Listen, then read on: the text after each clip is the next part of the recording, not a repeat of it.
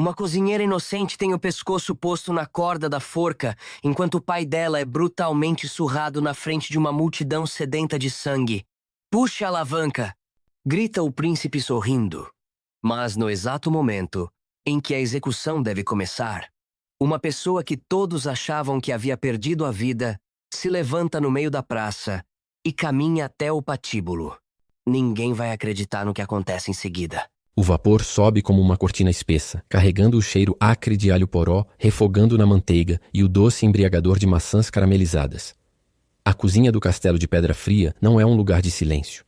É uma oficina de fogo e suor onde o menor erro pode significar não só uma refeição estragada, mas o desterro ou o chicote. O calor do braseiro atinge o rosto, avermelhando a pele que já está acostumada à queimadura constante do fôlego do forno a lenha. O som ritmado de facas de aço batendo contra as tábuas de carvalho grosso cria uma cadência de guerra, e cada batida é um aviso. O jantar real está próximo e a fome do rei não espera. Beatriz enxuga as mãos no avental de linho, sentindo a textura áspera do tecido contra as palmas úmidas. Seus olhos varrem a bancada, contando os potes de cerâmica como um general conta seus soldados. O sal está na medida certa. O azeite de oliva importado do sul brilha com a tonalidade de ouro líquido. Ela controla este caos. É nela que a cozinheira-chefa confia quando o prato precisa sair perfeito, sem manchas, sem falhas. Rápido com esse caldo. Se esfriar, o conselho inteiro vai saber que estamos dormindo no ponto. Grita uma ajudante despejando água fervente numa tigela de pedra-sabão. Beatriz nem ergue a cabeça, apenas estende a mão, pega a colher de pau mergulhada na mistura densa e prova. O sabor explode na boca. O equilíbrio perfeito entre o ácido do vinho tinto e a gordura da carne selvagem. Está pronto, mas a satisfação é curta. O estômago dá um nó abrupto quando as pesadas portas de carvalho se abrem com um estrondo ecoante, deixando entrar uma lufada de ar gelado do corredor e o cheiro metálico de armaduras. O silêncio cai sobre a cozinha como uma redoma de vidro. É o príncipe Rodrigo.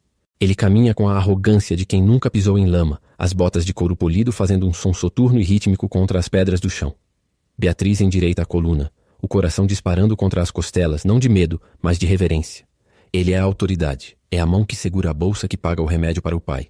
Vocês estão sujando o ar que respiro com esse barulho. A voz dele é macia, mas carrega um frio que o fogo do fogão não espanta. O olhar dele passa pelas serventes trêmulas e para no rosto de Beatriz. Menina. O título cai sobre ela como uma bênção. Beatriz se curva, sentindo o suor frio escorrer pela coluna. Alteza.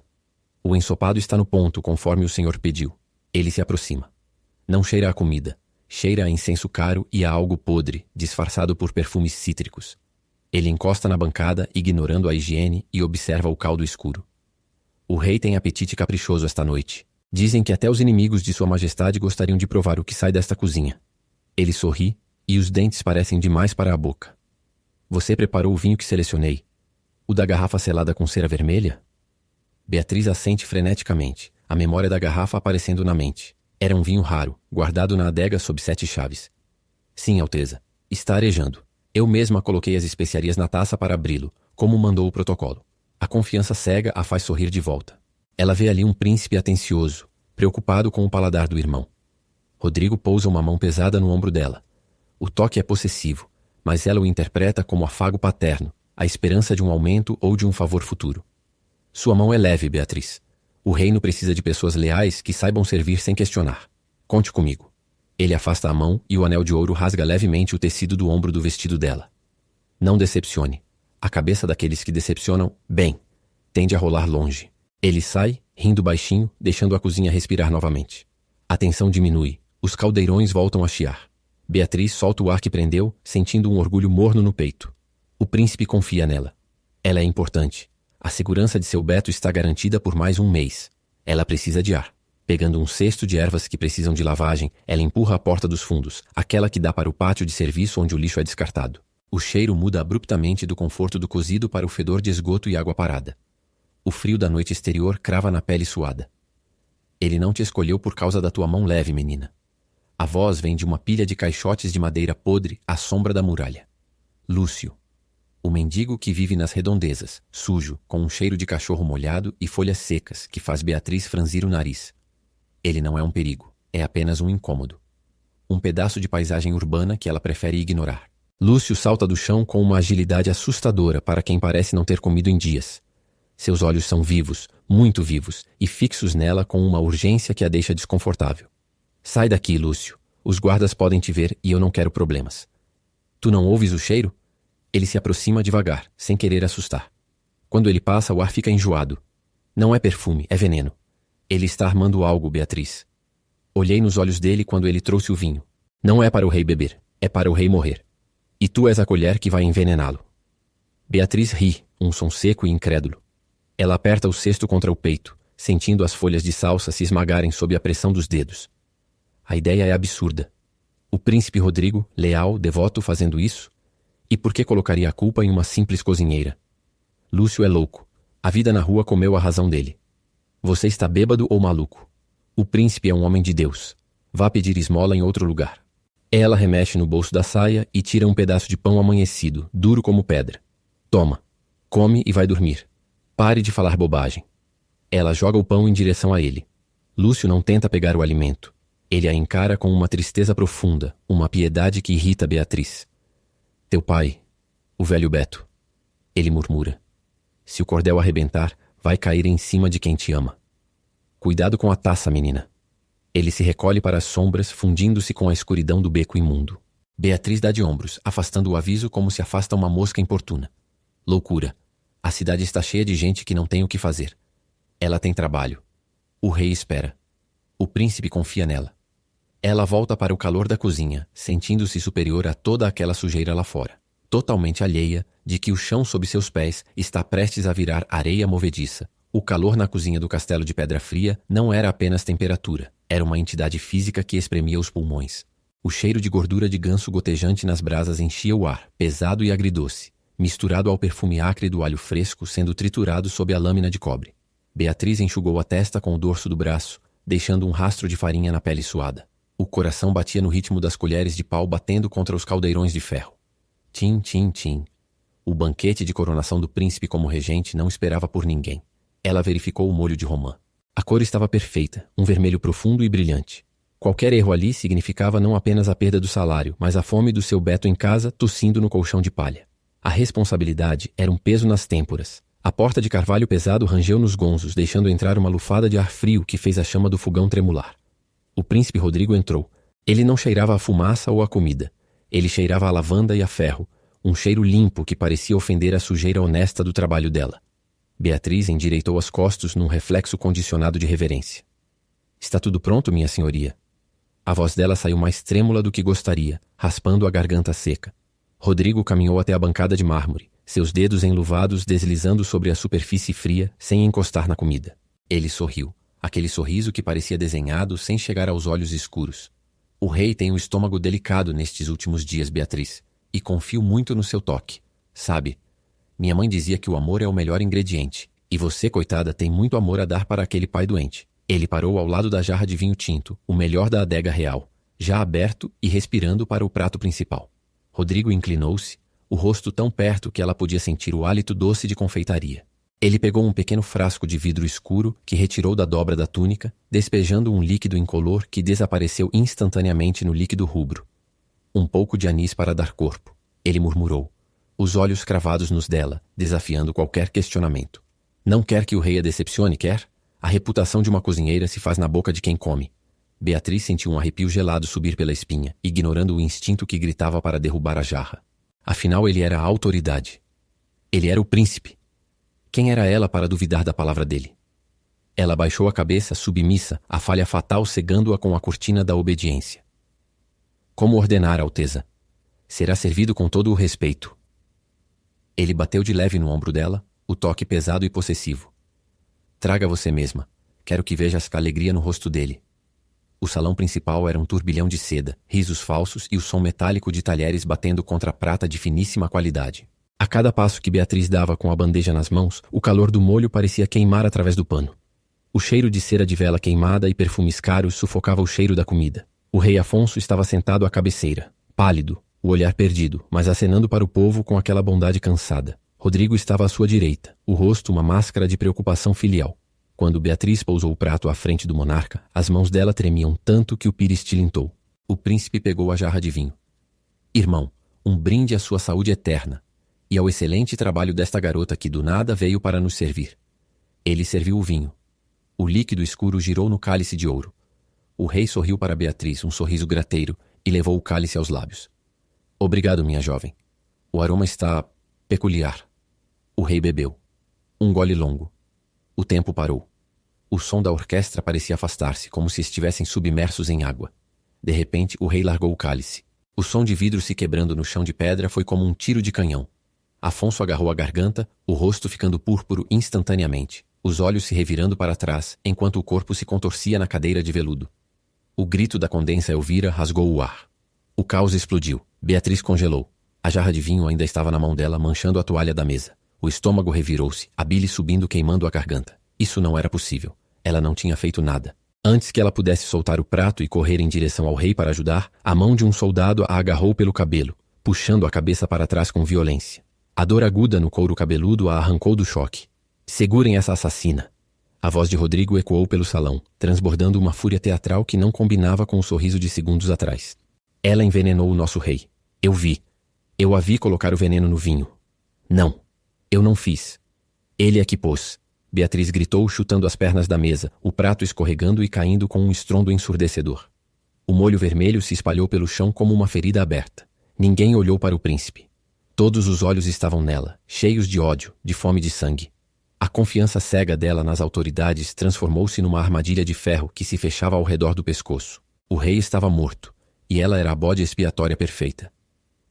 Leve-na para os calabouços, ordenou Rodrigo, já assumindo o comando da sala, os olhos frios observando-a ser arrastada pelo chão de mármore frio.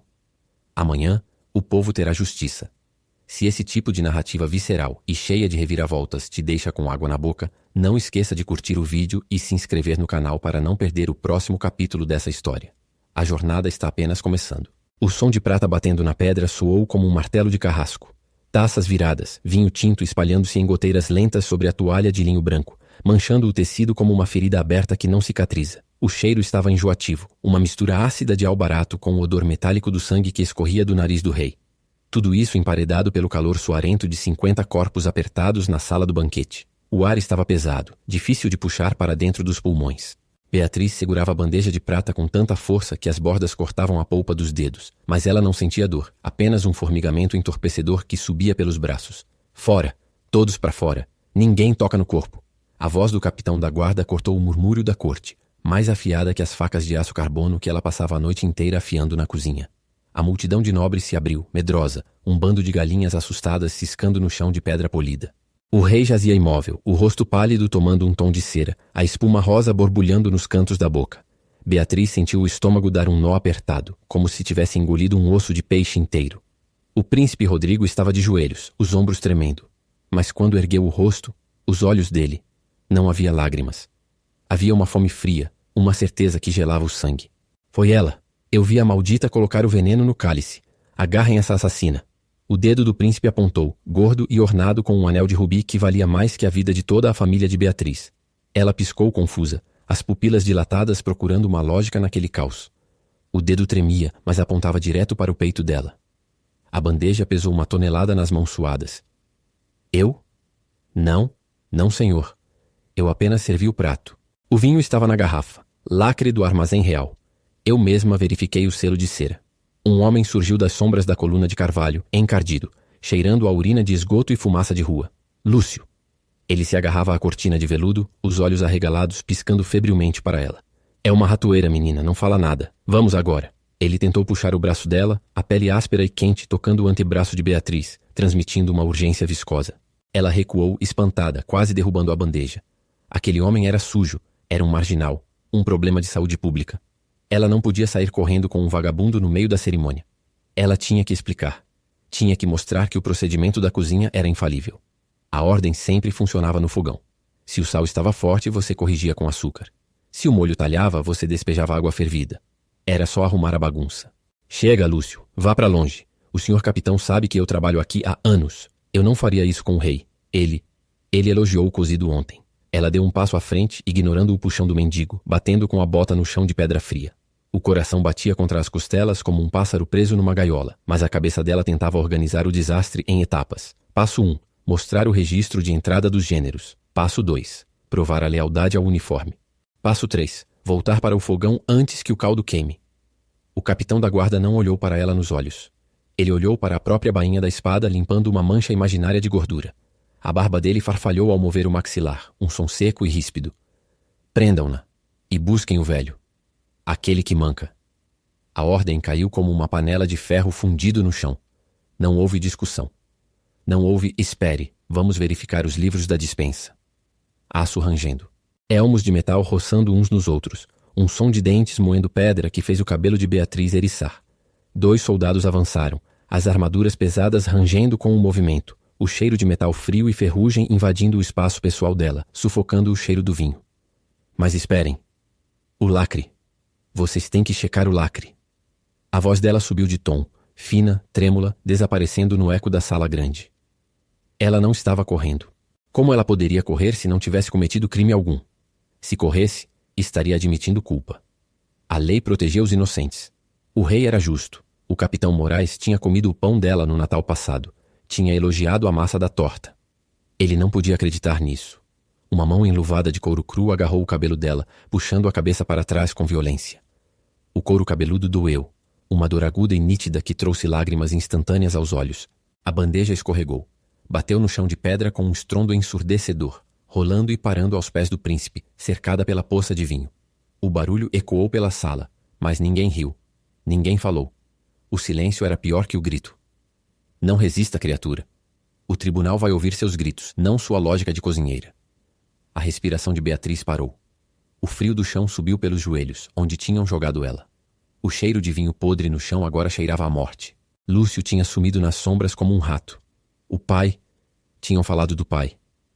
Pai, deixem ele em paz, ele é doente, ele não sabe de nada. Ela gritou, arrastando-se pelo chão úmido e frio, tentando agarrar a bota de um guarda que se afastava. As pontas dos dedos bateram no metal duro da sola, deslizando sem atrito. Inútil. A autoridade não tinha rosto, apenas armadura e força bruta. A ordem que ela tanto confiava tinha virado uma boca com dentes de ferro prestes a engoli-la viva. A corda não estaria esperando lá fora. A corda estava sendo preparada agora, tecida com a própria ingenuidade dela. O calor da cozinha ainda impregnava a pele de Beatriz, um miasma de gordura quente, alho e alecrim que nem o banho apressado conseguira tirar. No grande salão, o ar era diferente, gelado, carregado pelo incenso pesado que mascarava o cheiro de corpos deitados demais em cortinas de veludo. Ela caminhava com a bandeja de prata nivelada, movimento muscular de quem passou a vida equilibrando cargas mais pesadas que o orgulho. O rei Afonso ria na cabeceira, o rosto vermelho, já com aquela mancha de vinho tinto na barba que as camareiras teriam dificuldade para tirar no dia seguinte. A taça. O vinho de reserva, aquele que só saía da adega em ocasiões de estado. Beatriz aproximou-se, os sapatos de couro gasto rangendo suavemente no tapete persa. Ela inclinou-se, o músculo do pescoço tensionando-se para não derramar uma gota sequer. O rei pegou o cálice, os dedos trêmulos tocando a mão dela por um breve segundo. Uma pele quente e úmida, de alguém febril. Saúde ao reino. A voz do monarca rouca, mas forte. O som do metal bater no chão foi seco. Um grito abafado pelo tapete, seguido pelo estrondo do corpo pesado tombando de lado. O coro de risadas morreu na garganta dos convidados, substituído por um gaspe uníssono, como se o ar tivesse sido sugado da sala. Beatriz paralisou, a bandeja ainda na mão, esperando que ele se levantasse, que fosse uma brincadeira de mau gosto. Mas o rei contorcia-se, espuma branca borbulhando nos cantos da boca, misturando-se ao vinho derramado que formava uma poça negra no chão. O instinto de criada tomou conta. Ela largou a bandeja com um estrondo e avançou, ajoelhando-se sobre a pedra fria. Sua Majestade, médico, busquem o médico. O cheiro agora era de medo, suor azedo e algo ácido, nauseabundo, que subia do estômago do rei. Ela tentou segurar os ombros dele, mas foi empurrada para trás com uma violência que arraspou os cotovelos no chão. O príncipe Rodrigo postou-se entre ela e a vítima, a sombra dele encobrindo a luz das tochas. Ele não olhava para o irmão. Seus olhos eram pregos cravados em Beatriz. Segurem essa assassina. A ordem ecoou, absurda, desconexa. Beatriz piscou, a boca seca, tentando entender o erro. Minha senhoria? Eu só servi o vinho. Todo mundo bebeu do mesmo tonel. Eu vi o selo ser quebrado. 2 guardas de armadura preta agarraram seus braços. O ferro frio dos manoplas apertou os músculos do antebraço, cortando a circulação. A dor foi aguda, instantânea. Rodrigo apontou um dedo adornedado com um anel de rubi diretamente para o rosto dela. A expressão dele não era de tristeza, mas de uma satisfação repugnante, como um gato que finalmente apanha o rato. O veneno não estava no vinho, sua imbecila. Estava no cálice. O cálice que só você tocou. O cálice que você enxugou com aquele pano sujo antes de servir. A mentira foi enfiada goela abaixo com a precisão de um punhal. A multidão de nobres, antes risonha, transformava-se. Os rostos, antes iluminados pela vaidade, agora contorciam-se em fúria, em ódio canalizado, procurando um alvo para o choque. Beatriz viu o conde de Ávila, um homem que sempre elogiara seus guisados, cuspir no chão perto dos pés dela. Eu vi ela esfregar o copo, gritou uma voz anônima na penumbra. Vi ela mexer em algo na toalha. Não, eu não fiz nada.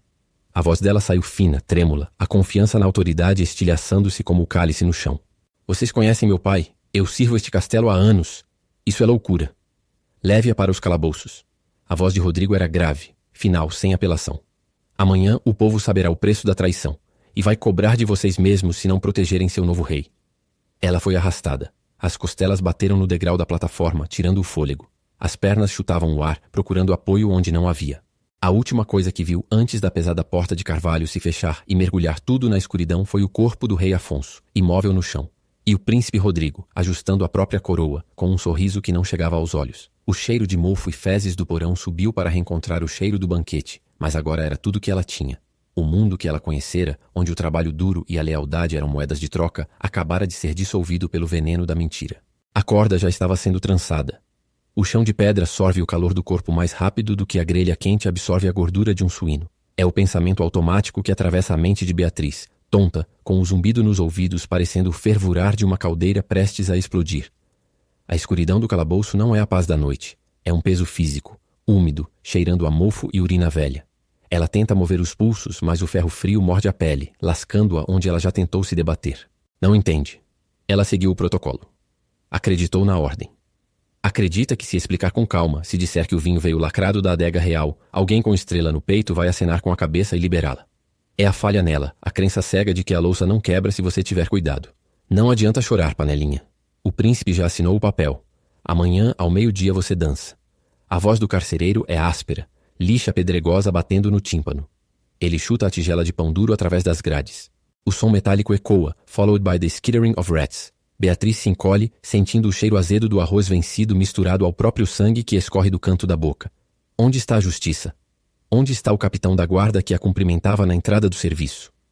Ela tenta organizar a defesa na cabeça, listando os ingredientes, a hora do serviço, como quem pede para checar o estoque. Mas a lógica da cozinha não funciona aqui. Aqui, o tempero é o medo, e o chefe é um homem que quer vê-la morta para se sentar no trono. Lá fora, nos esgotos que afluem sob as muralhas do castelo, o mundo é de lama e correnteza. Lúcio avança com o silêncio de um rato grande e experiente. Ele conhece essa geografia subterrânea melhor do que os cozinheiros conhecem a despensa. O cheiro aqui é de dejetos e putrefação, mas para ele é cheiro de liberdade, de espaço que a nobreza ignora. Ele não está fugindo, está caçando. Seus olhos, acostumados à penumbra, leem as rachaduras nas pedras como mapas. O novo mundo de terror instaurado por Rodrigo lá em cima depende dessas fundações podres, e ele sabe exatamente onde as pedras soltas estão. Ele para sob uma grelha de ferro. A luz da tocha filtra-se em raios finos, iluminando o limo escorregadio na parede do túnel. Ouve passos pesados. O chocalho de chaves. É Brutus, o gigante que não conversa, apenas tritura. Lúcio observa a sombra monstruosa se projetar na parede do túnel de acesso às masmorras. O carrasco está carregando algo longo, enrolado. Corda. Manila fina, tratada com piche para não arrebentar. O material da morte. Lúcio aperta os punhos, sentindo a textura áspera da parede sob os dedos. Se tentar enfrentar ali, vira comida de peixe na fossa. Precisa de um plano. Precisa que a corda falhe. A mente dele, afiada pela sobrevivência nas ruas, conecta os pontos. A execução é o espetáculo, a corda é o instrumento. Se o instrumento quebrar, a mágica do príncipe desmorona. Ele precisa subir. Precisa entrar no quarto de Brutus antes do amanhecer. Sai da frente, velho. Seu reino não te quer mais. O grito vem de cima, se abafado pelas pedras, mas nítido o suficiente para gelar o estômago de Lúcio. Ele reconhece a voz trêmula, o arrastar de perna. Seu Beto. O pai da moça. O corajoso tolo tentando passar pela barricada da guarda real. O som de um cajado quebrando contra a armadura de um soldado ecoa como um tiro. Depois, um grunhido de dor e o silêncio pesado da subserviência. Lúcio morde o lábio até sangrar, o gosto de ferro na boca somando ao horror da cena. A urgência aperta o peito como uma mão de ferro. O tempo não está apenas correndo, está sendo esmagado sob a bota do príncipe. Ele se afasta da grelha e corre na direção do respiradouro dos aposentos dos torturadores, subindo pelas pedras com a agilidade de um inseto. A noite está longe de acabar, e o trabalho mal começou. O chão era gelado, Uma laje de pedra bruta que lambia a pele dos braços com uma língua úmida e cheia de musgo. O cheiro era o pior de tudo. Uma mistura ácida de urina velha e ferrugem que entrava pelo nariz e apertava o estômago como um cinto apertado demais. Beatriz tentou se encolher, buscando algum calor, mas as correntes nos pulsos rangeram, um som metálico e agudo que ecoava pelas paredes de pedra crua da masmorra. Ela olhou para os cantos da cela. Havia uma mancha de mofo ali, perto da cama de palha. O instinto de cozinheira aflorou, incontrolável. Aquilo não passava em uma inspeção de cozinha, nem mesmo na da Vila dos Barros. Se ela tivesse uma vassoura e um pouco de água fervendo com limão, aquela sujeira saía em 10 minutos. O pensamento era absurdo, ridículo, mas era a única âncora que a impedia de abrir a boca e soltar um gritinho de pânico. Anda! Bate logo essa porta! A voz era grossa vinda de fora da grade. O som de botas pesadas batendo no chão de terra batida. Beatriz reconheceu o passo. Um arrastar no calcanhar esquerdo, uma pisada mais forte no direito. Era o sargento Mário. O mesmo homem que 3 dias atrás elogiara o seu caldo de feijão com bacon, pedindo um pouco mais de pão para acompanhar o néctar dos deuses. O coração deu um pulo no peito, não de medo, mas de alívio tolo. Mário era um homem de barriga cheia. Um homem satisfeito era um homem razoável. Era a lógica da cozinha. Alimente bem, e a ferocidade doma. Ela se arrastou até as grades, segurando os ferros frios que machucavam a palma da mão, fazendo a pele ficar branca e dolorida. Sargento Mário? A voz saiu rouca, arranhada pela garganta seca. Senhor Mário, por favor. O senhor sabe que eu faria mal ao rei? Eu servi a mesa dele por anos. Eu sei que ele não gosta de coentro na salada. Eu sei o ponto exato da carne. Um envenenador não se importa com o ponto da carne, Mário. A silhueta do homem parou na frente da cela. Ele não olhou nos olhos dela. Ele olhou para o relógio de sol imaginário no céu cinzento que entrava pela fresta alta, ou para as próprias unhas sujas de graxa. O cheiro dele chegou agora, dominante, suor de cavalo e cerveja barata. Um cheiro que ela não reconhecia na sala de jantar real, mas que ali, naquele buraco, era avassalador. Ficou muda agora, hein? Quem matou o rei, Beatriz? Eu não matei ninguém. Os pulsos doíam. A roxa ao redor dos grilhões parecia uma pulseira feia. Olha, tem que ter sido um engano. Se você me deixar falar com o intendente ou com a condensa, eu vi o príncipe Rodrigo perto da jarra. O vinho tinto, aquele do barril de carvalho. O cheiro estava estranho, Mário. Você sabe de vinho. Você sabe que quando azeda o cheiro muda. O sargento deu um passo encostando o rosto na grade. A barba por fazer raspava no metal. O hálito atingiu o rosto de Beatriz, quente e fétido, fazendo ela contrair o pescoço. O príncipe regente decretou. A justiça é rápida. Amanhã, no romper da alva, o pescoço da envenenadora vai esticar. Mas o pão, ela quase gritou, a lógica desandando para o desespero infantil. Eu te dei pão ontem. Pão quente com manteiga. Você sorriu. Você disse que sua filha gostava dos doces que eu fazia. A mão de Mário voou rápido como um chicote, agarrando a grade com tanta força que a estrutura inteira estremeceu, soltando uma poeira fina que entrou nos olhos de Beatriz. Aqui não tem manteiga, sua besta. Aqui tem esgoto e morte. Aquela comida era pra gente, não pra você. Você é bode expiatório, entende? E bode expiatório não tem pai, não tem caldo, não tem história. Tem é orelha e rabo de cortar. Ele cuspiu no chão, perto do pé descalço de Beatriz. O catarro escorreu pela pedra, misturando-se com a poeira escura. Ela paralisou. O estômago deu uma reviravolta seca, como se estivessem espremendo um pano sujo dentro dela. A confiança na autoridade, aquela certeza de que se ela cumprisse as regras, trabalhasse duro e servisse bem, estaria segura, desmoronou como um pudim mal feito. Mário não era o homem do caldo. Mário era a porta que se fechava. Descansa, assassina. Ele riu, um som rouco e sem graça que ricocheteou nas paredes úmidas. Amanhã Brutus vai ajeitar isso. Ele tem uma mão pesada, mas nunca falha. O som das botas se afastando, batidas ritmadas, indiferentes, perdendo-se na escuridão do corredor. O silêncio voltou, denso e sufocante, quebrado apenas pelo gotejar distante de um cano furado. Plim, plim, uma contagem regressiva invisível. As horas estavam sendo comidas pelas sombras. O pai, seu Beto, ficaria sozinho naquela cabana de madeira podre, sem a pensão, sem a filha, sem o remédio para as dores na perna. As pernas de Beatriz falharam. Ela deslizou pelo ferro das grades até sentar no chão gelado, onde o cuspe de Mário ainda brilhava úmido na escuridão. As unhas arranharam a pedra, inúteis, quebrando na borda áspera. Ela não era mais a cozinheira competente, a funcionária exemplar, a cidadã honesta. Era carne. Era apenas carne esperando o corte. Se você curtiu esse pedaço da história e quer ver como Beatriz vai se safar dessa, não esquece de dar aquele like forte e se inscrever no canal para não perder o próximo capítulo. Até a próxima. O ferro mordia os pulsos, frio e inabalável como uma mortadela gelada em dia de inverno. A cada passo, as correntes batiam nos tornozelos, um ritmo lúgubre de prisão que ecoava muito além das muralhas do castelo. O cheiro era o primeiro aviso. Aquele miasma de esgoto a céu aberto da Vila dos Barros, misturado agora com um odor ácido de suor e ódio fervente. O vento cortava a pele fina dos braços, descobertos pela camisa de pano grosseiro que a vestiam. Uma roupa de condenado que não esquentava, apenas pesava. Ela não via mais o chão de pedra polida das cozinhas reais. Era lama, cinza e cuspe. A multidão se fechava como uma boca gigante pronta para engolir. As vozes não eram palavras, eram rugidos. Assassina, envenenadora, morte. O som subia num crescendo ensurdecedor, batendo nos tímpanos como maré cheia contra um caixote podre. Ela conhecia aqueles rostos. Ali estava a talavadeira da esquina, aquela mulher de braços fortes a quem ela sempre dera um pouco de caldo sobrando no inverno passado. A boca da lavadeira estava retorcida, vermelha e escancarada, cuspindo uma pera podre que acertou o ombro de Beatriz com um baque úmido. Ao lado, o padeiro, cujos filhos comiam as cascas de pão que Beatriz levava escondidas, agitava um forcado de madeira como se fosse adaga. A confiança dela naquela gente, na bondade latente do reino, derretia como cera em fogo alto. Eles não viam a menina que fazia o pão. Viam o monstro que matara o rei. O pão que ela dera agora voltava em forma de ódio. O coração disparava contra as costelas, um bater descompassado que subia para a garganta, sufocando. O ar estava denso, pesado, difícil de puxar. O cheiro de ódio era tangível, um gosto metálico que impregnava a língua. À frente, a praça se abria. E lá estava ele, o madeiro negro contra o céu cinzento, a corda balançando leve ao vento, um convite macabro que parecia sorrir para ela. De repente, um grito estridente rasgou o urro da multidão. Não era ódio, era dor desesperada. Ela é inocente. Mentirosos. Deixem minha filha. A cabeça girou automaticamente, os músculos do pescoço retesando até doer. Era ele, seu Beto. O velho mancava, atravessando a linha de guardas como um animal encurralado, sem medo, apenas o desespero no olho turvo. A perna ruim arrastava, rangendo no calçamento irregular. Ele trouxera as mãos à frente como se pudesse deter o tempo ou a espada da guarda real. Um guarda, alto e imóvel como uma estátua de pedra, apenas levantou o braço. O bastão desceu. O som foi seco.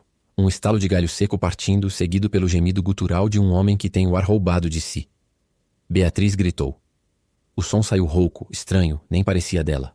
O corpo tentou se jogar para frente, mas as correntes puxaram para trás com um estalo violento, queimando a pele dos pulsos.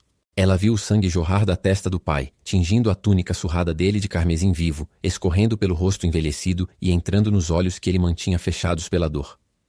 Pai! A multidão riu. Foi uma risada curta, cruel, uma onda de prazer sádico que se espalhou mais rápido que fogo em palha seca. Eles gostavam daquele espetáculo. A dor real era mais saborosa do que a execução prometida. O homem que a criara, que a ensinara a amassar pão e a respeitar o rei, jazia na lama, contorcendo-se enquanto a bota pesada do guarda pressionava o rosto dele contra o chão imundo. Era o fim.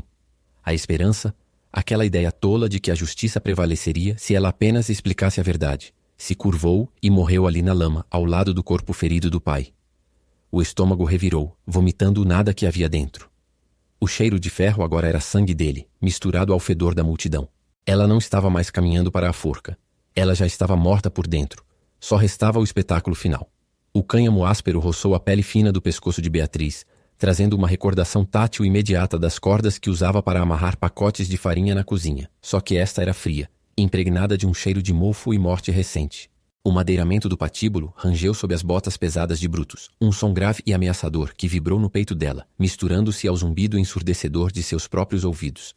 Lá embaixo, a multidão não era mais cidadãos de Valdor. Era uma maré de lama e ódio, uma mancha cinza e suja que borrava a visão e exalava um cheiro ácido de suor, medo e raiva não lavada. Ela prendeu a respiração, sentindo o gosto metálico do sangue na língua onde tinha mordido o lábio.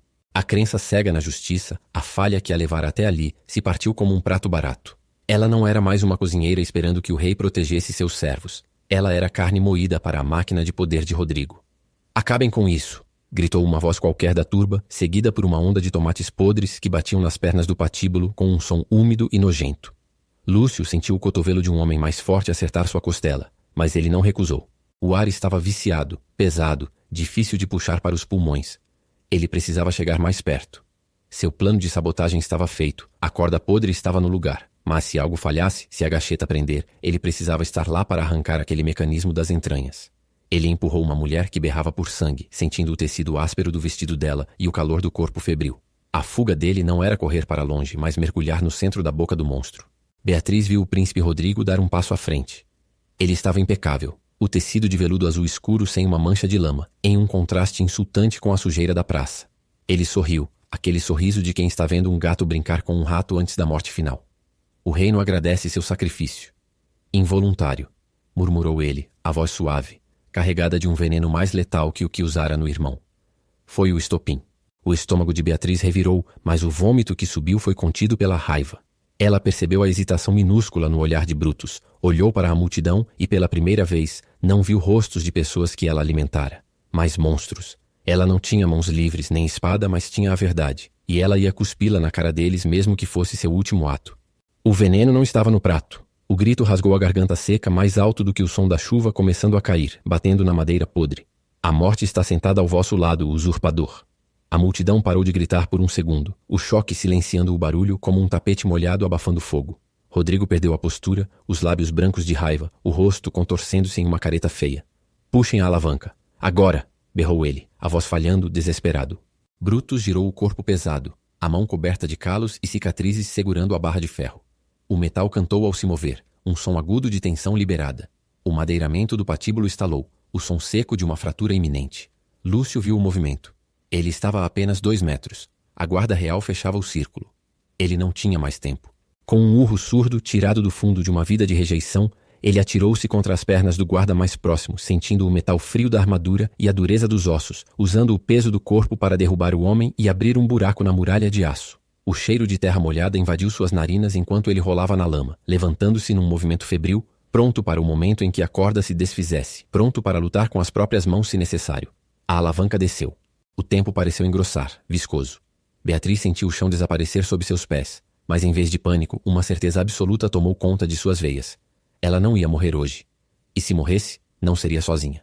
A corda esticou, rangendo, e o mundo suspendeu a respiração. O grito da multidão é uma onda física, quente e fétida, que bate contra o peito e tira o ar dos pulmões. É o som de 1000 panelas fervendo ao mesmo tempo, mas sem o conforto da comida, apenas a fúria ácida do óleo espirrando.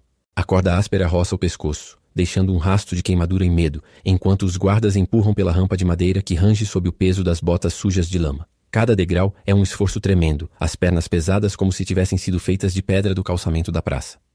Mata! Mata a envenenadora! Um tomate podre explode no ombro, escorrendo pela blusa de linho manchada de suor e graxa da cozinha. O cheiro de vegetais em putrefação se mistura ao fedor de corpo sujo e urina de cachorro que impera na Vila dos Barros, invadindo o nariz e revirando o estômago. Beatriz pisca, tentando limpar o olho, mas os braços estão amarrados nas costas, imóveis. Ela busca um rosto conhecido naquela massa informe de bocas abertas e olhos injetados, procurando a bondade que ela tantas vezes serviu nas tigelas de caldo, mas encontra apenas fome de sangue. Ei! Deixa ela em paz. Ela não fez nada. A voz rouca e trêmula corta o berro da turva como um talher de prata caindo no chão. Seu Beto. O coração dispara, batendo contra as costelas com tanta força que dói. Lá embaixo, na borda da multidão, o homem idoso tropeça na sua própria perna lesionada, usando a bengala como uma espada inútil contra a muralha de corpos. Ele parece um frango solto num quintal de lobos. Pai, não! Fique longe! O grito sai engasgado, abafado pelo coro de deboche que sobe de imediato. Os guardas param de empurrar por um segundo, gozando com o espetáculo. Brutus, o gigante de pele curtida pelo sol e cheiro de ferro velho, solta uma risada que soa como o estalar de ossos. Ele vira a cabeça para baixo, escancarando um sorriso de dentes podres. Olha só, o pai da bruxa veio pedir desculpas. Ou quer acompanhar a filha no inferno. Brutus desce 2 degraus com agilidade assustadora para um homem daquele tamanho. A pracinha fica em silêncio por um instante, expectativa repugnante pairando no ar úmido. Beto avança, cambaleante, tentando alcançar a barra da calça de um soldado. Vocês vão matar uma inocente. O príncipe está mentindo. Eu conheço minha filha. Ela ia dar a vida pelo rei. O impacto do bastão na cabeça do velho é seco, um som surdo e fatal que ecoa mais alto que os gritos. O corpo de Beto gira no ar e cai de mau jeito na pedra irregular, a bengala rolando longe, inútil. Um filete de sangue escarlate se abre na testa dele, contrastando com a poeira cinzenta da praça. Não, pai! A visão turva, as mãos puxando as cordas com tanta força que os pulsos sangram. O impulso é descer a rampa correndo, socar, morder, qualquer coisa para chegar até ele, mas as mãos grossas dos guardas seguram os ombros com força de alicate. A dor é aguda, os dedos cravando nos músculos e mobilizando. A confiança cega na justiça, naquela falha fatal que sempre dizia que a ordem se restaure, se esfarela ali junto com os dentes quebrados do pai no chão. A multidão volta a urrar, animada pela violência. um animal de muitas cabeças que agora quer mais. O cheiro de sangue fresco se soma ao cheiro de esgoto, um perfume de terror que domina tudo. Lá no fundo, quase invisível na sombra de um beco, um vulto encapuzado se mexe. Lúcio. Os olhos dele encontram os de Beatriz por um breve segundo. Ele segura a barriga enojado, a mão direita tremendo enquanto observa a corda que ele mesmo sabotou balançando ao vento. O plano era salvar ela, não massacrar a família. O medo dele é palpável, um suor frio que corre pela testa suja de fuligem. Vamos acabar com isso, gente. A justiça tem fome. Brutus volta a subir ofegante com o baço de camisa suado de antecipação. Ele agarra Beatriz pelo cabelo, puxando a cabeça para trás. O couro cabeludo arde, as lágrimas finalmente escorrem, quentes e salgadas, misturando-se à sujeira do rosto. O pátio lá embaixo é um borrão de cores e cores, mas o vermelho do sangue do pai é uma mancha nítida que queima a retina. Por favor. Ele está doente. Não façam isso. A súplica morre na garganta, engolida pelo rugido da plebe que agora bate palmas e pede o aperto. O corpo está sendo arrastado para o centro do patíbulo. O assoalho de madeira velha sob os pés parece oco, um caixão pronto a ser fechado. Lúcio está paralisado na multidão, vendo seu beto imóvel e uma poça de sangue crescendo ao redor da cabeça dele. A mão do mendigo vai para o bolso, apertando o punhal. Mas é tarde demais para agir agora. A única esperança é aquele nó mal feito, aquela corda podre que ele trocou nas sombras. Se a corda não ceder, se a madeira não ceder, tudo está perdido. O erro do pai custou a paz, e agora a conta a ser paga é a vida da única filha, cercada por monstros que ela mesma alimentou. O ferro rangia, um som agudo e prolongado que cortava o ar pesado da masmorra como uma faca cega numa cartilagem. A chave girava na fechadura com a brutalidade seca de um osso sendo quebrado, ecoando contra as paredes de pedra úmida. Beatriz encolheu as pernas contra o peito, buscando em si mesma um calor que o ambiente negava. O chão de lama compactada gelava sua pele nua através das roupas rasgadas, e o cheiro de mofo, urina e ferro velho invadia suas narinas, tão denso que parecia ter peso viscoso, deslizando pela garganta abaixo. O estômago, vazio há 2 dias, revirava-se não por fome, mas pelo pânico absoluto que se instalara nas entranhas, uma pedra gelada de impossibilidade. A porta se abriu de golpe. A luz da tocha, amarelada e trêmula, foi um soco físico nos olhos adaptados à escuridão. Ela não precisou erguer a cabeça para saber quem estava lá. As botas pesadas batendo no chão irregular, o odor de sangue seco e suor azedo de um homem que não conhecia o frescor. Era Brutus. Para a cozinheira que via o mundo através da utilidade e da matéria-prima, ele não era um homem. Era um pedaço de carne mal curtida, um instrumento cego e pesado, como um malho de açougueiro desgastado pelo uso indevido. Ele agarrou o braço dela com uma mão que parecia uma garra de ferro fundido, os dedos afundando no músculo já dolorido. Beatriz não gritou. A dor era um fato consumado, uma verdura que não podia ser refogada para ficar mais macia. Ele a puxou. Ela arrastou os pés descalços, sentindo a textura áspera e fria das pedras do corredor, roubando camadas de sua pele, mas a sensação física parecia vir de outro corpo. O som de seus próprios joelhos roçando no chão era abafado pelo rugido que começava a vir de fora, lá no fim do túnel de tortura. Era o som da multidão. Não eram vozes individuais. Era uma massa única, uma besta de muitas cabeças berrando por sangue. A vibração subia pelas solas dos pés de Brutus e atingia os ossos dela. Era um cheiro acre de centenas de corpos sujos, de raiva destilada e de tochas de piche queimando, impregnando o vento úmido que soprava da praça. Enquanto Brutus a arrastava para a luz do dia, uma sombra se desprendeu da escuridão de um beco adjacente à saída da prisão. Lúcio, encostado na parede de pedra coberta de musgo, segurava a respiração. Ele não via mais a cozinheira. Seus olhos estavam cravados na calha da multidão, entre os comerciantes e camponeses histéricos. Um homem alto, envolto em uma capa de lã grossa e puída, afastou-se de um poste onde mendigos se aglomeravam. O rei. Afonso não tinha o ar de nobreza que ostentava no trono. Seus cabelos estavam sujos, a postura curvada pela farsa da morte, mas o olhar que cruzou o breu do beco e encontrou o de Lúcio era de aço afiado. O monarca tocou o peito onde o broche de leão estava escondido, e depois moveu a mão em direção ao patíbulo erguido ao centro da praça. O sinal era claro.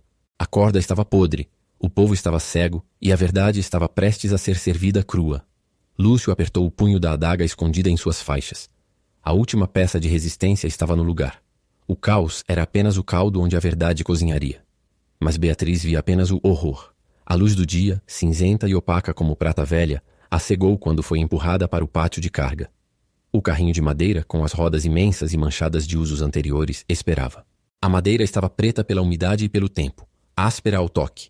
Quando Brutus a ergueu e jogou dentro do compartimento de prisioneiros, uma lasca de madeira perfurou sua palma.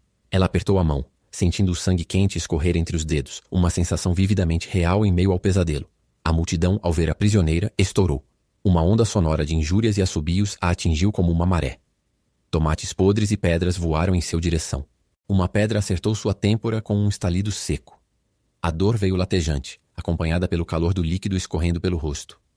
Ela lambeu o canto da boca, provando o metálico do próprio sangue misturado com a sujeira da rua. Ela olhou para os rostos. Eram as pessoas que ela alimentava.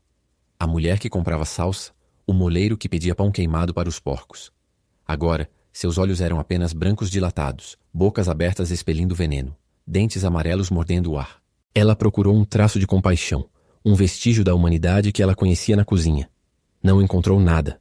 A confiança dela na autoridade e na bondade natural das pessoas morreu ali, naquele carrinho, sob uma chuva de dejetos e ódio.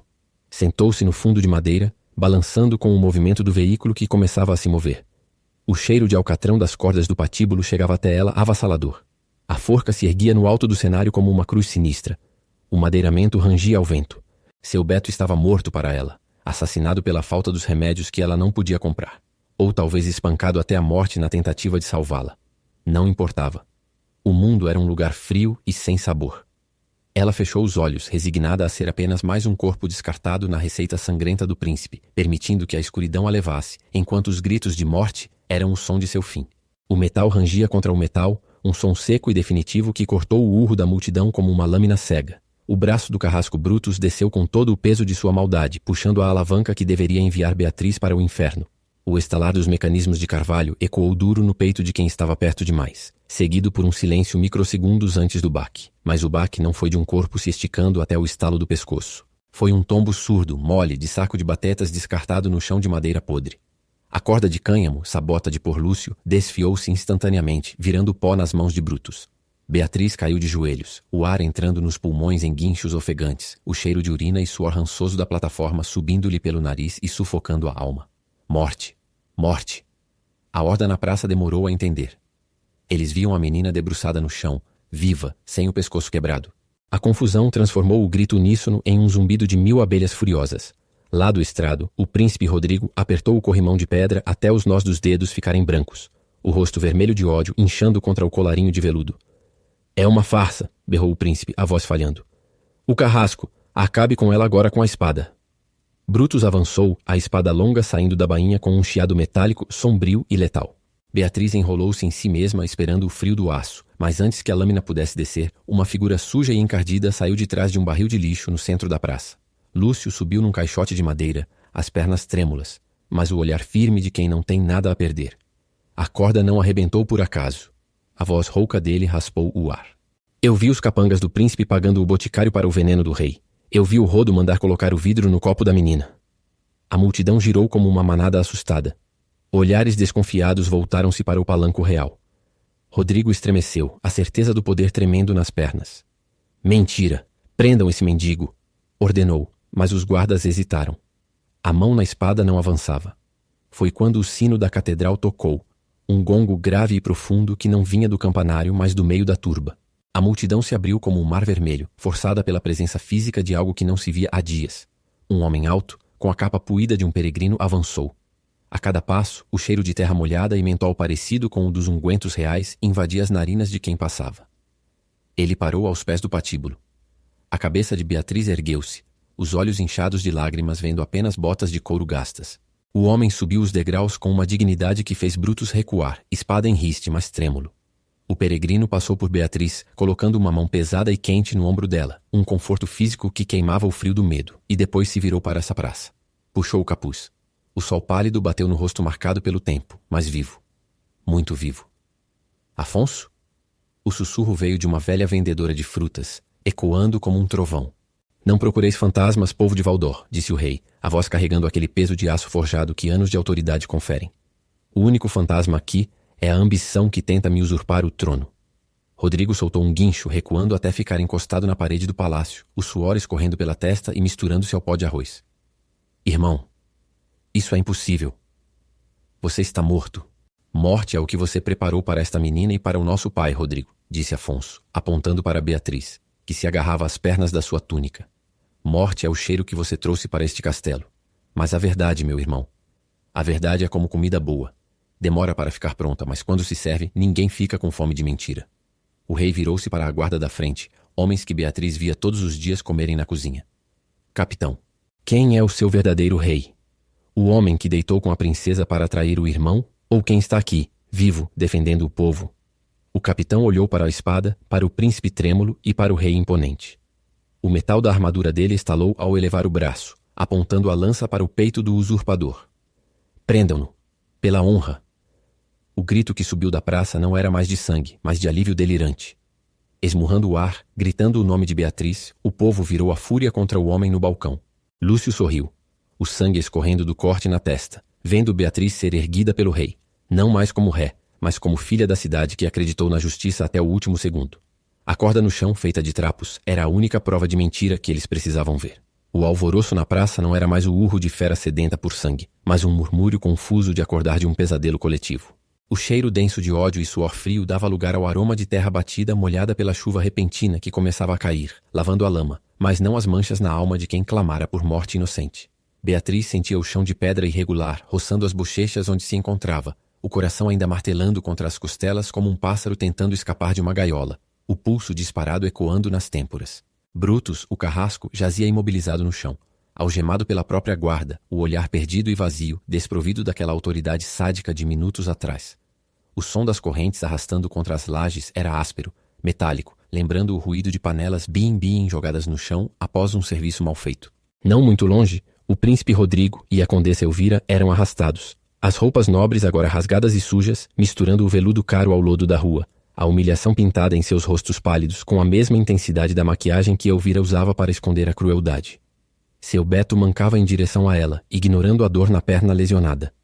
O abraço foi esmagador, cheirando a serragem, tabaco barato e o suor de quem lutou contra a realidade. O corpo do pai tremia, e Beatriz sentiu as lágrimas quentes dele escorrendo pelo seu pescoço, uma textura salgada e real que confirmava que tudo aquilo não era mais o teatro da execução, mas a vida retomando seu curso doloroso.